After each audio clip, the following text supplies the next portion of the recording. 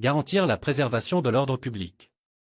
Je vous rappelle que sont exclus du bénéfice de la présente circulaire les étrangers dont la présence en France constituerait une menace à l'ordre public ou qui se trouveraient en situation de polygamie sur le territoire national. Vous veillerez également à porter une attention particulière aux demandes d'AES d'étrangers n'ayant pas satisfait à l'obligation qui leur a été faite de quitter le territoire français.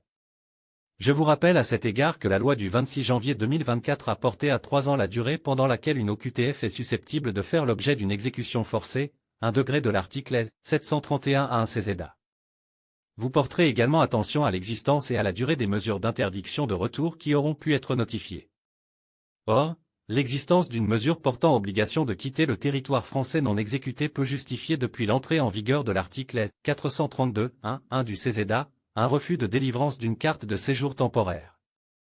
Il vous appartient cependant d'apprécier l'ensemble de la situation de l'étranger avant de prendre une décision de refus de titre. À cet égard, et pour la durée d'exécutabilité d'office d'une mesure d'éloignement, il revient à l'étranger d'attester d'éléments de fait ou de droit nouveaux depuis la notification de l'obligation de quitter le territoire français. Un élément est nouveau si son apparition est postérieure à la décision de refus qui précède la notification de l'OQTF ou s'il est avéré que l'étranger n'a pu en avoir connaissance qu'après cette décision. Je vous demande par ailleurs d'apporter une attention particulière à ces nouvelles dispositions, en retenant, pour leur application, une antériorité de 3 ans de l'obligation de quitter le territoire français.